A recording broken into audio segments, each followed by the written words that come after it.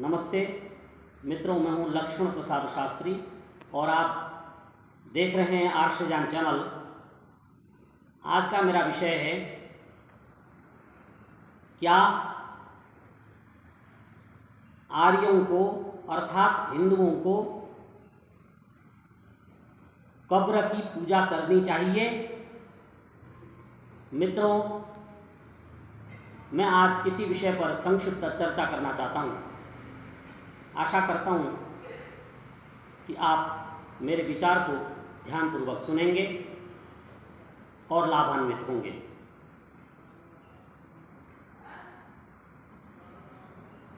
हमारे धर्मशास्त्रों में, वेदों में, जब मनुष्य की मृत्यु हो जाती है तो उसकी जो अंतिम क्रिया है, जिसे अंत्येष्टि कहते हैं, उसका विधान किया गया है और वह क्रिया अग्नि के द्वारा की जाती है। इसका मतलब है कि जब कोई मर जाता है तो उसकी जो है अंत्येष्टि होनी चाहिए, उस लाश को जलाना चाहिए। अब जो वेद विरोधी लोग हैं अथवा जो वेदार्थ को नहीं समझते, ऐसे लोग मिट्टी में गाड़ देते हैं। छोटे बच्चों को गाड़ने का विधान है, कोई 1 महीने का है, 2 महीने का है, 6 महीने का है, साल 2 साल का है, छोटे बच्चों को गाड़ने का तो विधान है, परंतु अन्यों की अंत्येष्टि होनी चाहिए। अब ईश्वर की पूजा की चर्चा करते हैं। हमारे वेदों में एक ईश्वर की पूजा बताई गई है और अग्नि की उपासना बताई गई है। हमारे देश में महाभारत से पहले बड़े बड़े याग हुआ करते थे, बड़े बड़े यज्ञ होते थे और उन यज्ञों के माध्यम से देश के आर्य लोग लाभ प्राप्त करते थे, पर्यावरण की शुद्धि होती थी। परंतु अब स्थितियां दिनों दिन बिगड़ती जा रही हैं, क्योंकि जो पाखंडी लोग हैं वो अपना सिर उठा रहे हैं। इसलिए मैं आप सनातन धर्म प्रेमी आर्यों को, हिंदुओं को सावधान करना चाहता हूं कि अब समय आ गया है कि आप अपनी प्राचीन परंपरा को समझें और उसके अनुसार आचरण करें। मैं देखता हूं कि आए दिन पूरे भारत में जगह जगह मुसलमानों ने बहुत सारे कब्र बनाए हुए हैं और उन कब्रों पर चादर चढ़ाने के लिए, माथा टेकने के लिए हिंदू माताएं, बहनें और भटके हुए हिंदू नौजवान जा रहे हैं। कहने को तो इस्लाम में मूर्ति पूजा नहीं है और उन्होंने भूत परस्तों को अर्थात मूर्ति पूजकों को मौत के घाट उतारने का फरमान जारी कर दिया है, परंतु वो खुद ही गहरे अंधकार में हैं और उन्होंने जितने भी और जहां भी सरकारी ज़मीनें हैं उसमें अवैध तरीके से कब्र बनाए हुए हैं और दरगाह बनाए हुए हैं, और वहाँ पर जो है वो कब्रों की खुद भी पूजा करते हैं और भोले भाले हिंदुओं को बहका करके उनकी मनोकामनाओं को पूर्ण करने का आश्वासन देते हैं।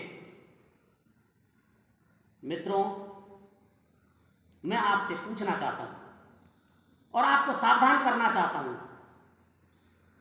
कि एक व्यक्ति मर गया और उसको आपने गाड़ दिया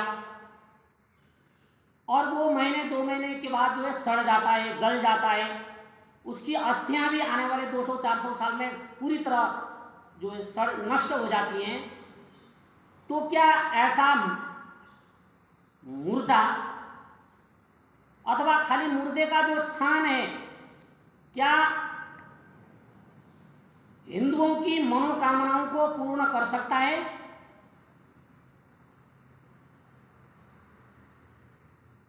इसलिए वेदों में कब्र पूजा का निषेध है। और मैं मुसलमानों के कब्रों के साथ साथ हिंदुओं में बहुत सारे पीर बाबाओं के कब्र बना करके पूजना प्रारंभ कर दिया है। मैं उसका भी साथ साथ विरोध करना चाहता हूं कि आप इस प्रकार के अंधविश्वास से खुद बचें और दूसरों को बचाएं। अजमेर में ख्वाजा मोइनुद्दीन चिश्ती की वहां पर जो है समाधि है। मुसलमान तो वहां जाते हैं क्योंकि चिश्ती जो है उनकी नजर में महान सूफी संत था, परंतु मैं हिंदुओं को सावधान करना चाहता हूं क्योंकि उसने मोहम्मद गौरी के साथ मिलकर के हमारे देश को तहस नहस करने का षड्यंत्र रचा था और हमारे राजा पृथ्वीराज चौहान और उनके पूरे परिवार को, उनकी पत्नी संयोगिता को उसने प्रताड़ित किया था। इसलिए हिंदुओं को किसी भी कीमत पर अजमेर शरीफ दरगाह नहीं जाना चाहिए। और जिसने आपके हिंदू राजा को मौत के घाट उतारने का षड्यंत्र रचा हो, आपकी रानी को, संयोगिता को जिसने जबरन निर्वस्त्र करके अपने सेना के बीच में फेंक दिया हो कि जितने मेरे सैनिक हैं वो इसके साथ रेप करें, चूंकि ये हिंदू रानी है। ऐसे लोगों का महिमा मंडन करके वो जो दरगाह स्थापित की गई है वो भारत के सनातन धर्म प्रेमियों के साथ एक धोखा है। और मैं तो कहता हूं कि आप लोग सिर्फ अजमेर शरीफ दरगाह नहीं, भारत में जहां भी दरगाह हैं, जहां भी कब्र हैं, उनको पूजना बंद कर दो। उससे आपका कुछ भला होने वाला नहीं है।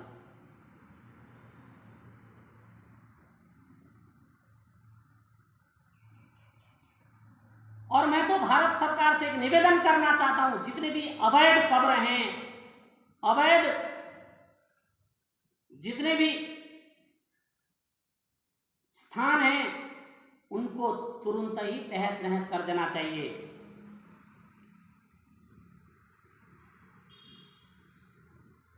वेदों में एक ईश्वर की उपासना पद्धति बताई गई है। आप वेद पढ़ें, उपनिषद पढ़ें, दर्शन ग्रंथ पढ़ें, रामायण पढ़ें, महाभारत पढ़ें, अपने धार्मिक ग्रंथों का पाठ करें। उन्हीं ग्रंथों के पाठ से आपको घर बैठ करके समस्त आपकी जो मनोकामनाएं वो पूरी होंगी आपके मनोरथ पूर्ण होंगे। बस आप इंद्र इच्चरत सखा, आप पुरुषार्थ करें। अयम मे हस्तो भगवान, अयम मे भगवत तरह, कि मेरे दाएं हाथ में पुरुषार्थ है और बाएं हाथ में मेरा फल है।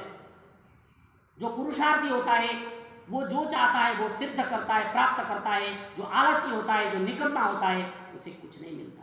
वो चाहे कब्र में मत्था टेके, अजमेर शरीफ दरगाह जाए, चाहे अपने गांव गली के जितने भी कब्र हैं उनमें मत्था टेके, उसका कुछ भला होने वाला नहीं है। इससे अच्छा आप अपने पूर्वजों को याद करें, अपने पूर्वजों को और उनके स्मृति चिन्हों को, उनके स्मृति दिवसों को याद करें।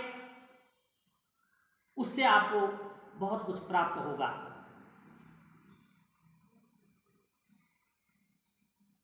मित्रों, कहने को तो बहुत कुछ है,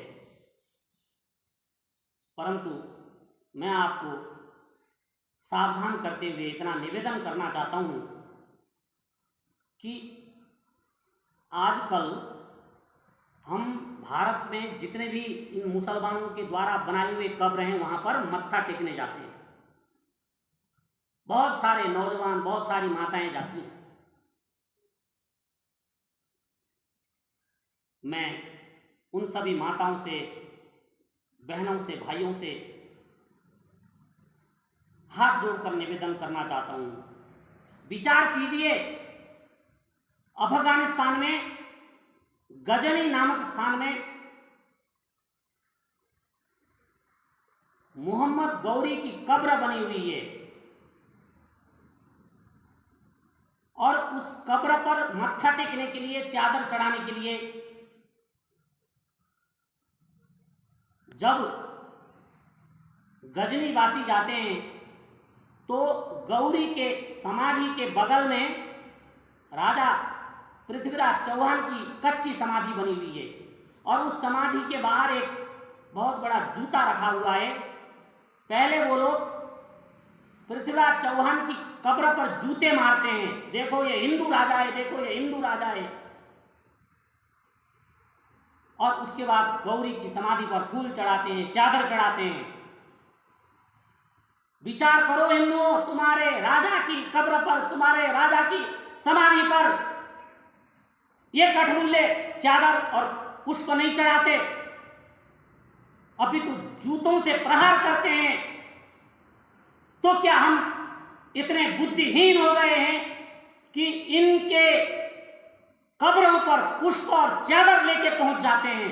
इस पर मित्रों, माताओं, बहनों, आर्यों, विचार करो। हम कौन थे, क्या हो गए और क्या होंगे अभी? आओ विचारें मिलकर ये समस्याएं सभी। यद्यपि हमें इतिहास अपना प्राप्त पूरा है नहीं, हम कौन थे इस ज्ञान को फिर भी अधूरा है नहीं। यह भगवान मनु का देश है, भगवान राम का देश है, भगवान कृष्ण का देश है। इस समय भारत में सनातन धर्म का सम्मान करने वालों का राज है। मैं सभी से निवेदन करना चाहता हूं, बैक टू दी वेदास, वेदों की ओर लौटो, अपने धर्म को समझो, अपनी उस उपासना पद्धति को समझो और उसके अनुसार आचरण करो। आपका निश्चित कल्याण होगा। इन्हीं शब्दों के साथ आपने मेरी बातों को ध्यानपूर्वक सुना, आपका बहुत बहुत धन्यवाद। मेरा उद्देश्य किसी की भावनाओं को ठेस पहुंचाना नहीं है, अपितु जो सत्य है उसको मैं बताऊंगा, क्योंकि वो मेरा धर्म है। मैं एक प्रवक्ता हूं, इसलिए मेरा कर्तव्य बनता है कि मैं आपको समय समय पर जगाऊं। धन्यवाद।